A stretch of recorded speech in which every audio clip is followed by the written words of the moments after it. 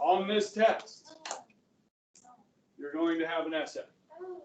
Okay, so I've warmed you up. You got the first test, you had one long answer. Second test, you had two long answers. Now you're all ready for an essay. Okay, and what's this essay going to be about?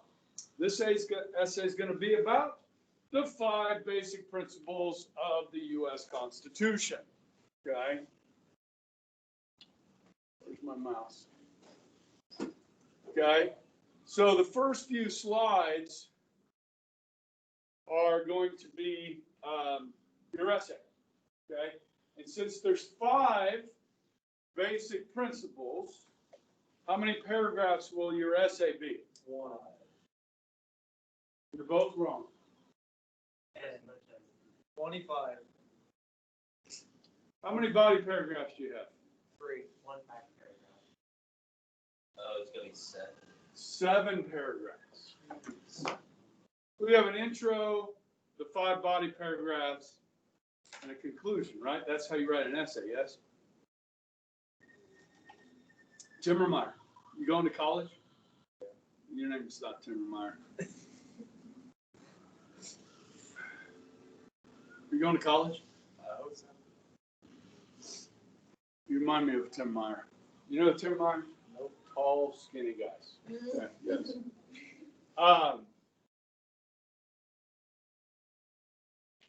If you go to college, everybody going to college? Going to college, Neville? Okay. You need to know how to write an essay. Did they teach you this in the English class? We'll see. Won't we?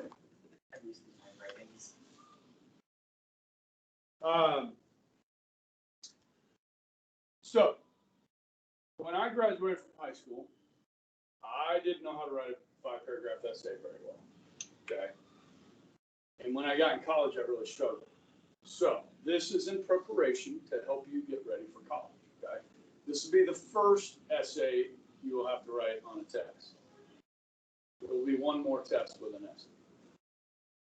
Now, I'm not making you do any big projects or, read a book or anything like that, okay?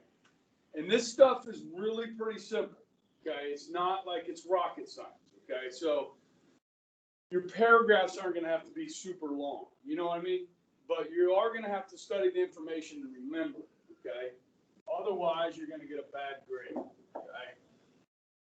So we'll go over that in more detail when we review for the test, okay? But so looking at the 5 basic principles of the U.S. Constitution, some of these you've already heard of, you already know about. Some of these will go into more detail than what you've had in the past, okay? So sovereignty is the right to rule, right? And this is a term I've used before.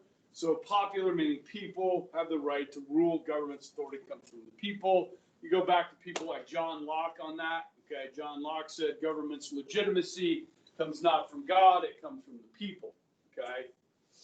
Okay, and this can be found throughout the Constitution. All right.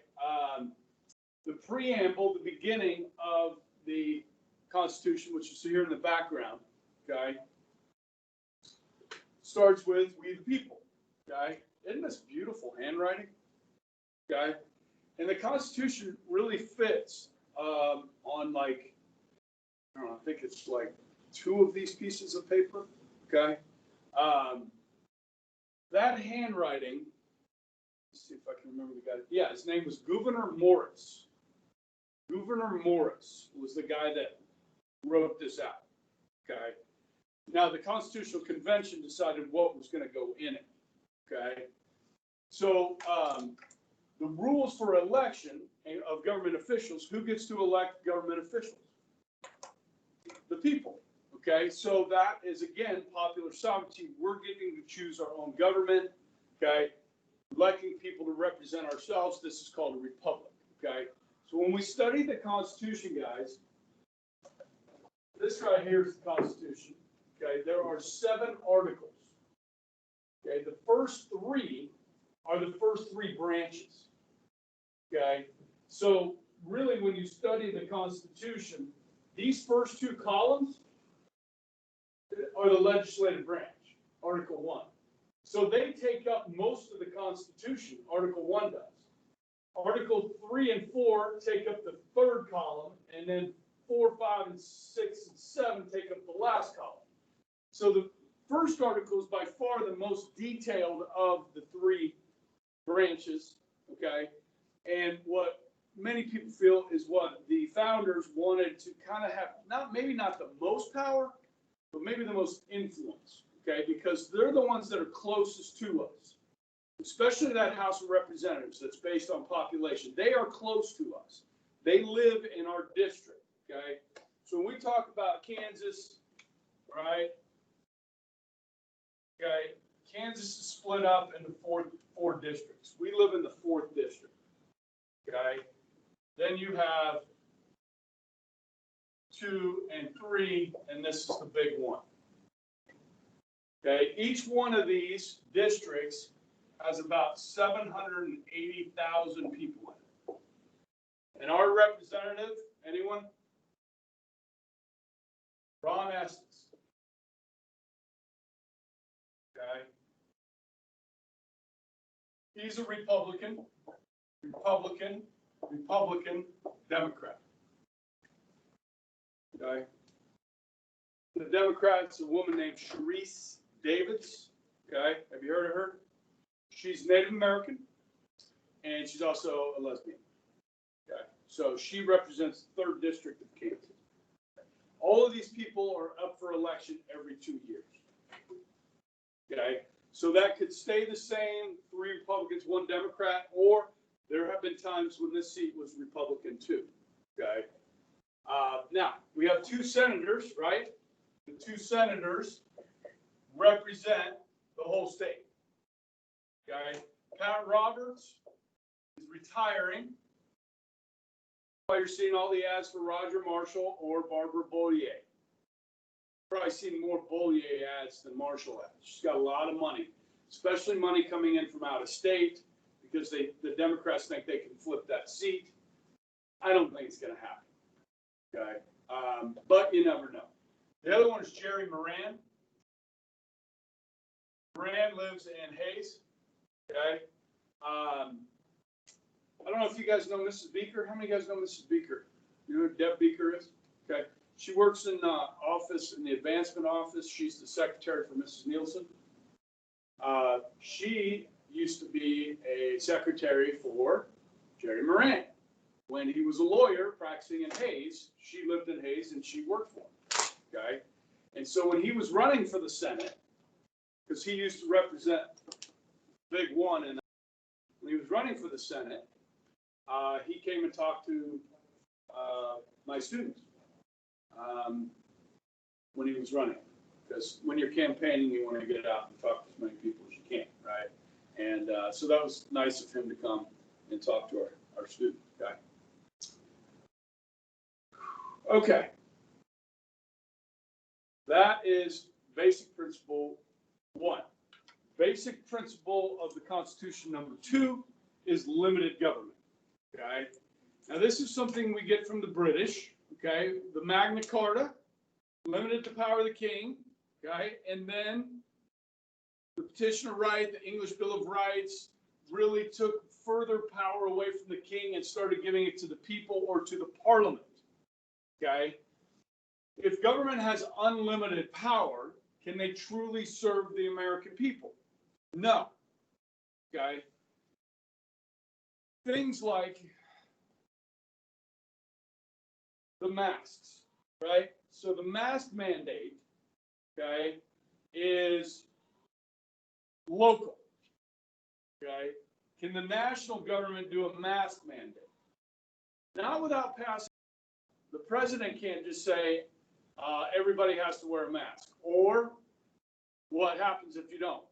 Are you going to be fined? Are you going to go to jail? There needs to be a law. You can't just arbitrarily order people around. Okay? So there are limits to government.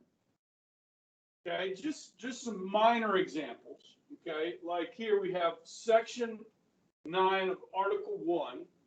Government does not have the power to grant titles of nobility. Okay, so in this country, you do not have any dukes, earls, princes, princesses, kings, or queens. We have none of that. Okay?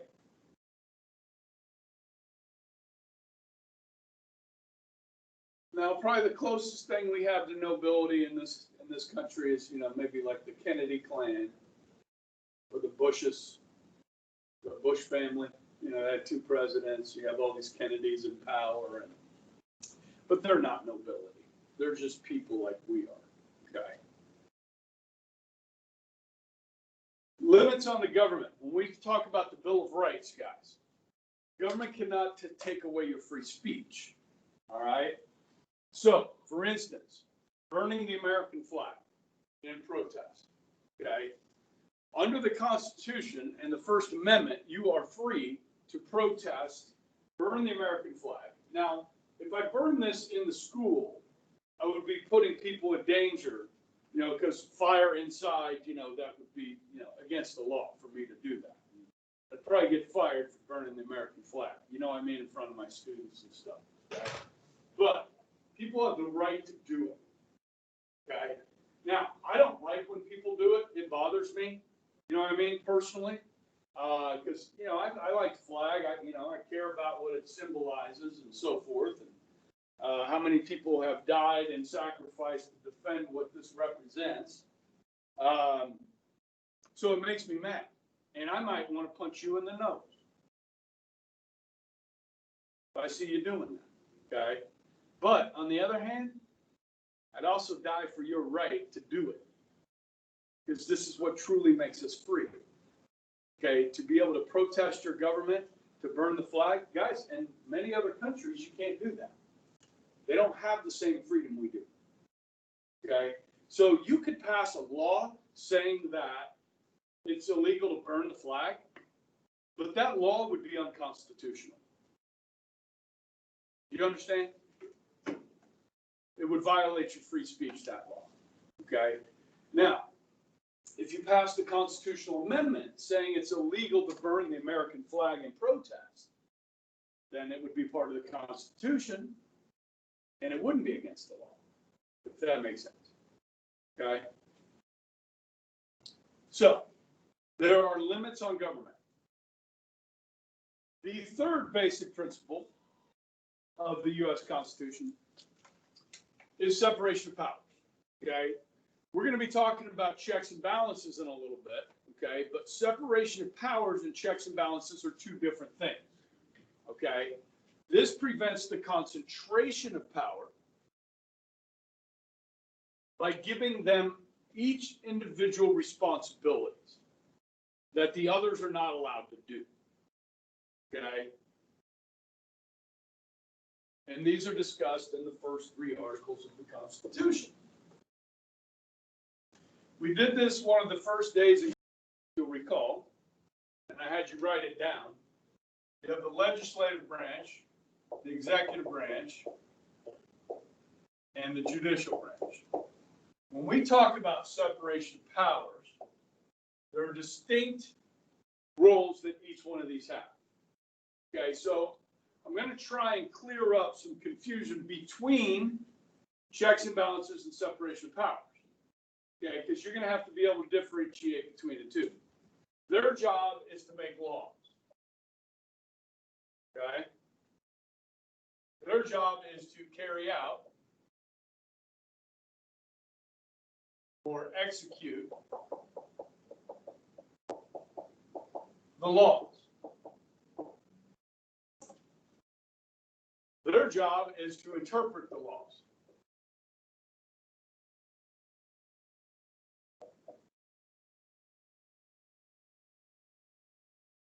So, Joe Biden, running for president, says he supports a national mask mandate. Okay? And he came out a couple of months ago and said so. And then his advisors informed him the president doesn't have the power to do that. You would need Congress to pass a law, and then he could enforce that law. Follow me? Well, I guess a couple days ago, he came out and said, well, now he supports that again, because he said, no, I don't have the power to do that. Now he said, well, we need to do it, okay? Now, that's kind of some crazy thinking, okay? Now, can the governor of Kansas do a statewide mask mandate? She could, and she did, and then the legislature said, no, you can't. Okay, so it comes down to each county. All right, and each county's health department. Okay, so guys, these are decisions that are being made at the local level. Again, limited government, okay, and then separation of powers. Now, these have different roles besides making laws and carrying out the laws, okay? We're going to get into that. I'll leave this up there because when we get to checks and balances, there are other roles that they have. But this is where their powers lie, and they're only allowed to do those things, okay? Have you guys heard of an executive order?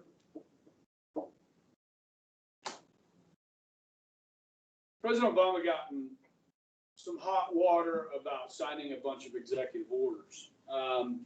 In reality, President Obama did not do more executive orders than most presidents, okay? It was just that his executive orders seemed to be do a lot more than most executive orders do. Let me give you an example. So the president can make some decisions on his own, okay? So here's an example. When Bill Clinton was elected president in 1992, he put a moratorium or a stop to all logging in the national forests. So you couldn't cut down any trees in the national forest, okay? The national forests are controlled by the federal government, right? So he has authority over that, okay? He couldn't say you can't cut down trees on privately owned property. Okay, he doesn't have that power. Okay, now in the year 2000, when George W. Bush came in, he said, "Well, we're having a lot of big forest fires on federal lands, so we're going to allow thinning of the forest to cut down some of the dense forests, and build fire lanes where you cut a swath through the forest." About 30 yards wide. Okay, so that if there is a forest fire, firefighters have a chance of stopping the spread of that fire over those 30 yards before it jumps to the other side. Follow me? Okay, so you guys know California's going through massive wildfires right now, right? And some people are blaming change. People are saying the forests have not been managed. Okay, when you get a lot of dead trees and a lot of undergrowth that's in these forests, okay, it's kindling. You guys know what kindling is, right? You can't put out the fires because there's so much kindling, okay? And so a lot of people are saying, well, they've just not managed the forests, okay? And if you allow some logging in there and clearing of areas and fire lanes, you got a better chance of putting these things out. Okay, so that would be an executive order dealing with something that's like federal land or national parks, something like that. Okay. All right. Basic principle. Oh, we're still in number. Oops. Okay, separation of power. So what we're looking at here, your first two paragraphs, popular sovereignty, limited government, these are going to be shorter paragraphs. This next paragraph is probably going to be a longer paragraph, okay? Because we're breaking this down, the three branches like I just did over here, okay? So it's exactly what I just talked about, but a little different detail, okay? So the first three articles of the Constitution, Article 1, legislative branch, just like I said, Congress, which is the legislative branch, is bicameral and it makes the nation's laws. Okay. hopefully this is starting to become just like second nature for you. I know what bicameral means. I know we have the House. I know we have the Senate. I know the House is done by representation, right? Okay. In the Senate, each one gets 2. And as we get deeper and deeper into this, guys, you're going to have to differentiate between the House and the Senate. Okay, you're going to have to know the different roles of each. Now, some of this you already know because it's in the news right now. Judge Amy Coney Barrett was appointed by President Trump to be on the Supreme Court, right? So which body has to approve her? One of these two. Yeah, the Senate, right? That's the role, one of the roles of the Senate, right?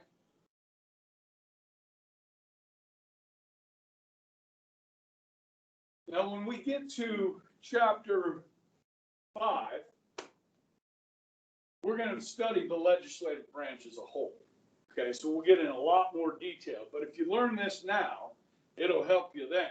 Okay, so legislation that's going to spend your money or tax you has to start in the House.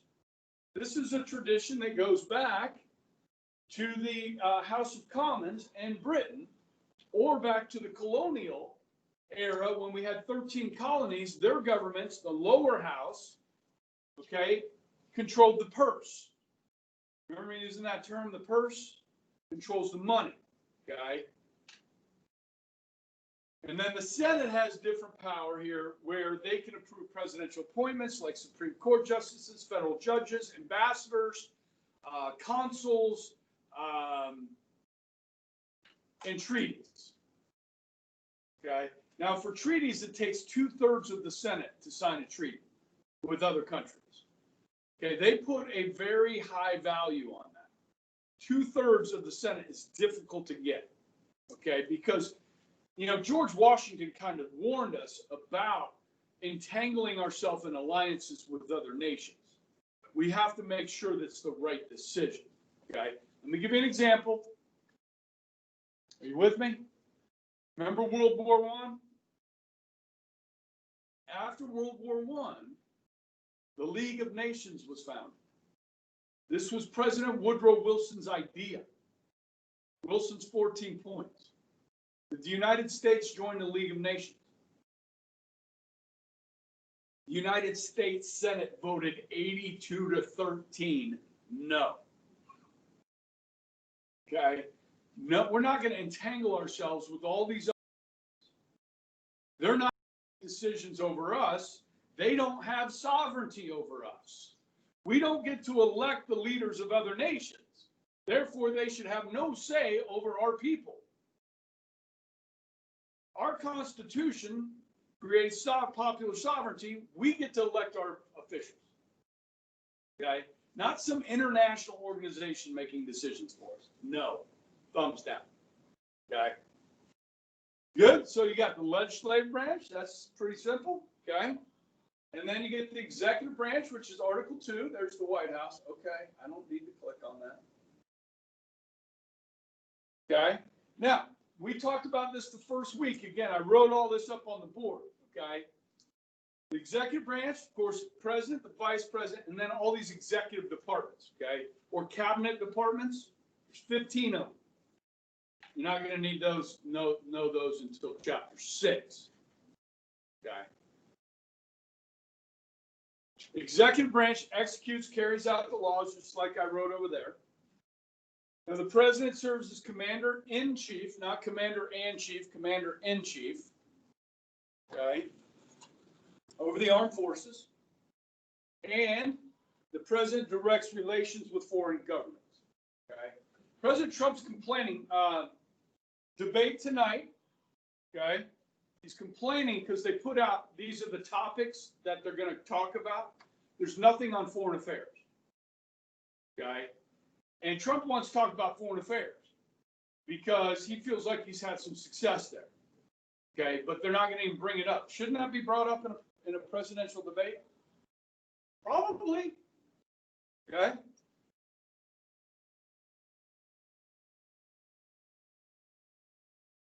There's a story that came out, didn't get a lot of coverage, just the other day.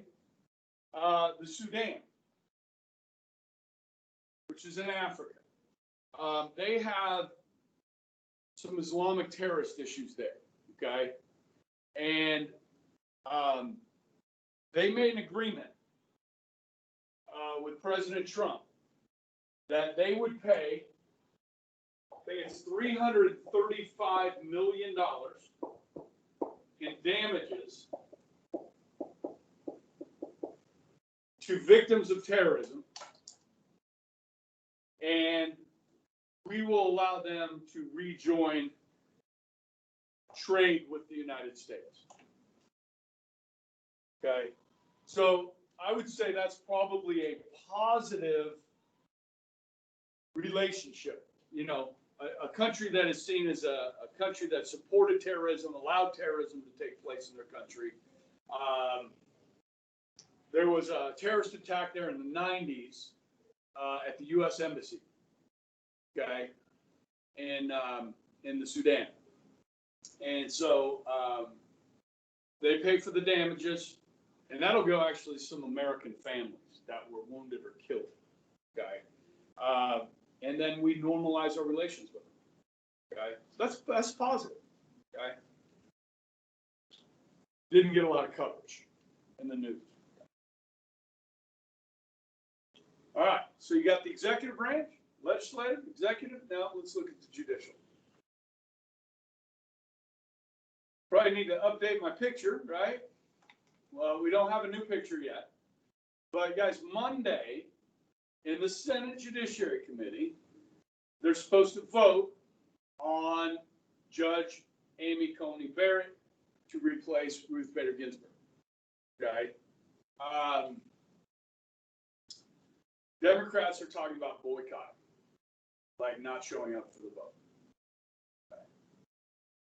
What's their job? What's the Constitution say the Senate's job is? To vote on that, right? So shouldn't they do their job and show up and vote, right? Okay. Just curious. Even if you vote no, it's still your job, okay? Actually, that role is called advise and consent. That's the role of the Senate, to advise the president and consent to his nominations, okay? All right, so the Supreme Court, judicial branch establishes only one court. The Constitution only mentions the Supreme Court, okay? It's our nation's highest court. For about 150 years now, it's had 9 judges. It used to be a little bit smaller. They made it a little bit bigger. Now, if you've been paying attention, if Amy Coney Barrett is confirmed, it'll be 6 conservative judges and 3 liberal judges. Democrats are upset about this. So they've been talking about doing what? Hacking the court, okay? Basically breaking 150 years of tradition. Now, are any guys in history right now? Okay. In history next semester, when we're talking about the New Deal and Franklin Delano Roosevelt, in 1936, 37, he attempted to pack the court. He attempted to add 6 new justices to make this court 15 and put in a retirement age of 70. Okay? 2 of the justices were over the age of 70. So how many judges would Roosevelt get to appoint? 6 new ones plus 2 that would retire, right? And the court would have 15 on it. So Roosevelt would be choosing 8 or a majority of the judges on the court.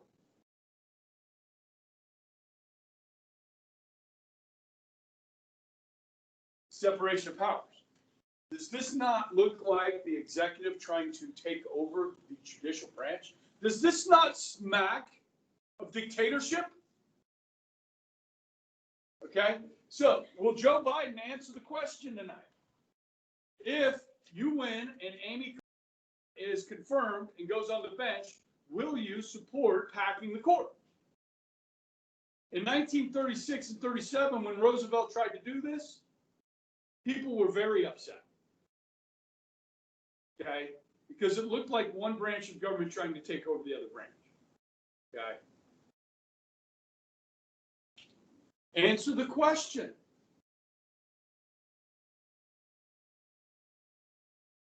Okay, now, Congress created all the courts below it. So, guys, we have, I think I have a slide here.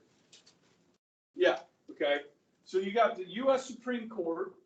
We have 13 courts of appeals, okay? So the country is divided up into 13 districts, all right? We live in Kansas.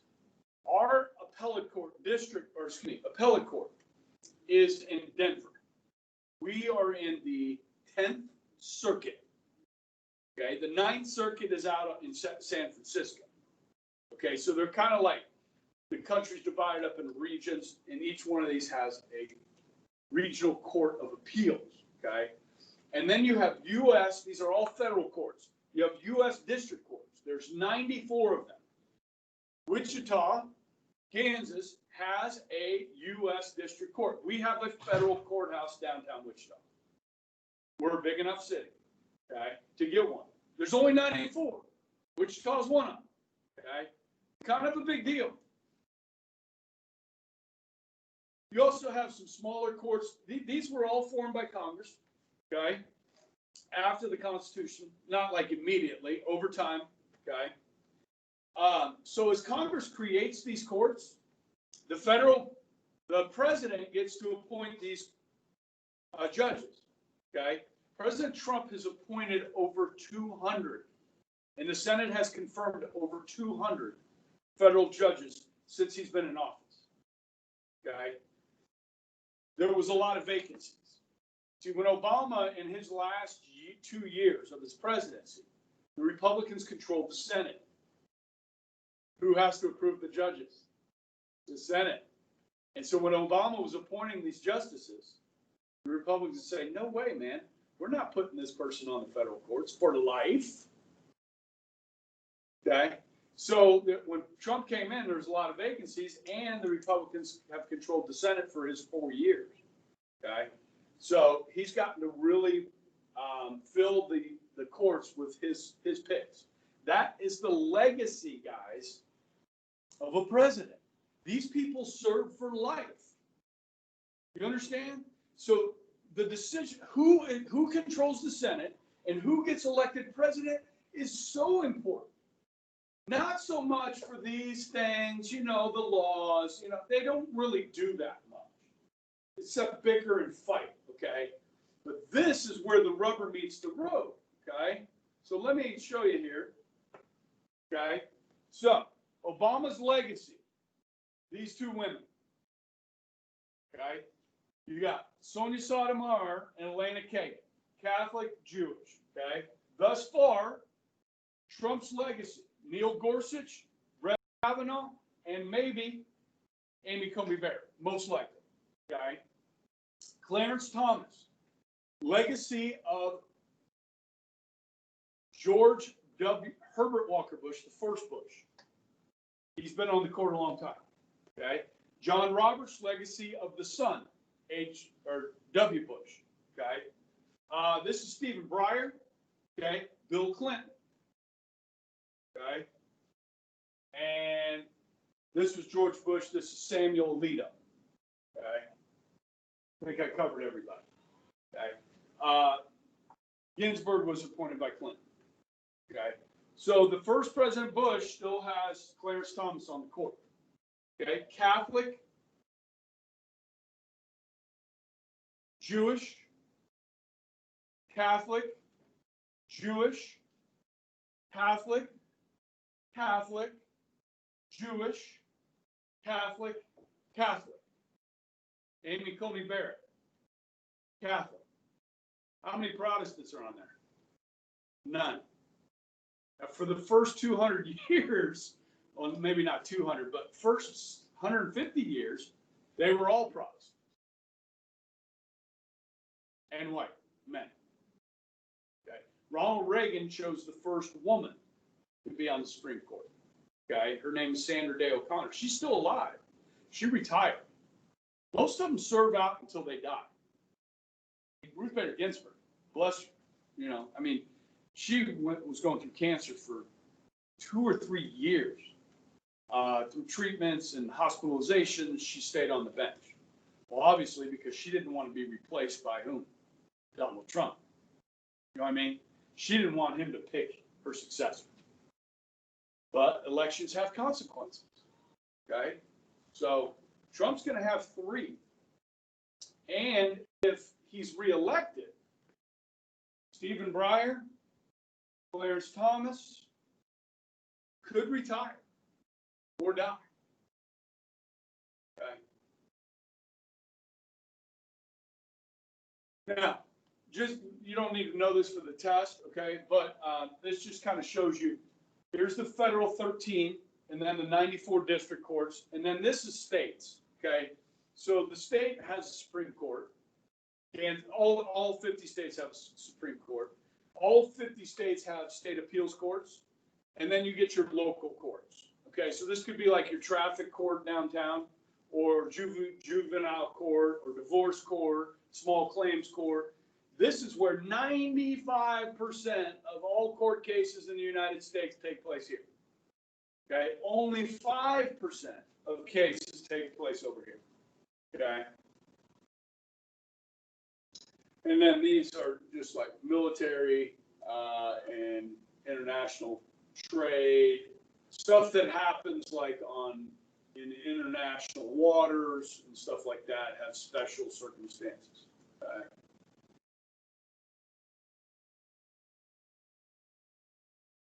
Checks and balances.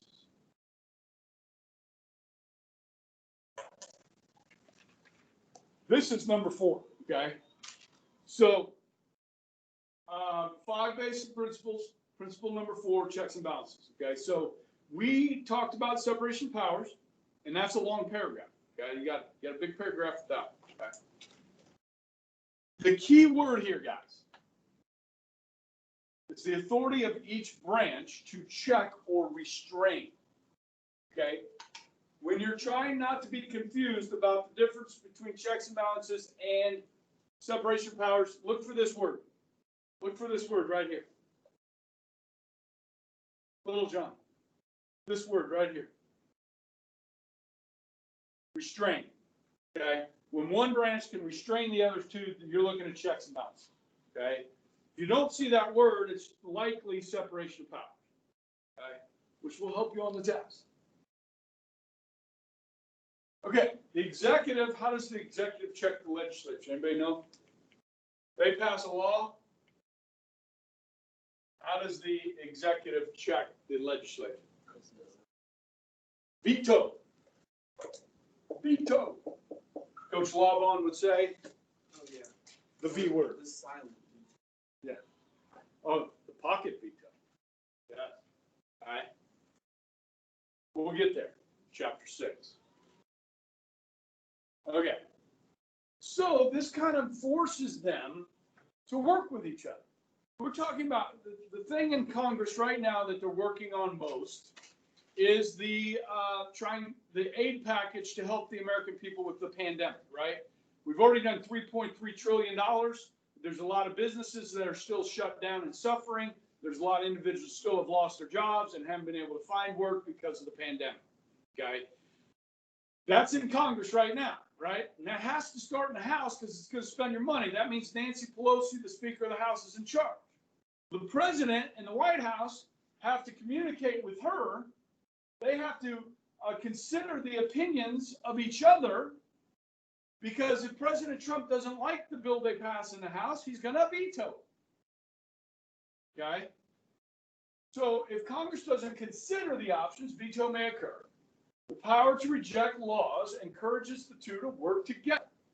Now, I don't know if I've told you guys this, but Nancy Pelosi and President Trump have not been in the same room together in like 4 months.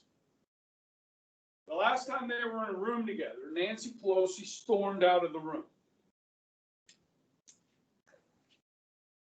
And they haven't spoken since. Okay? They're acting like children. So Pelosi's been negotiating with Steve Mnuchin, who's the Secretary of Treasury, okay? He's a little calmer guy, okay? But working out the details of this has proven to be very difficult, okay? Did you read about that any yesterday, Brian? The stimulus package for COVID? See anything on that? Okay. All right, guys, this is where I'm gonna stop. So my lecture tomorrow will pick up within this, okay, checks and balances, and I'll probably go over with them a little bit, okay? I'll review with them a little bit at the beginning, and then, because a lot of people aren't watching the videos, I probably shouldn't review with you because you should just watch the frickin' videos. Don't worry about that, okay? Right? Yeah. Or you can get up at 8 o'clock and come visit me tomorrow.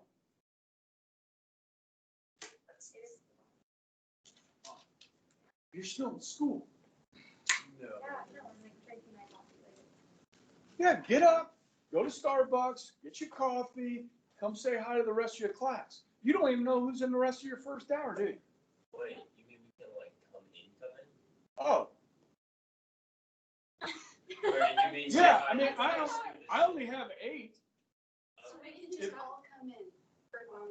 Well, all of you would be a lot. That would put us at 14. And all of you aren't gonna do that. Well, if you're allowed. I'm not doing that. Okay, if we're allowed to, I would. Because it'd be a lot Yeah, like easier to It's a learn. lot better.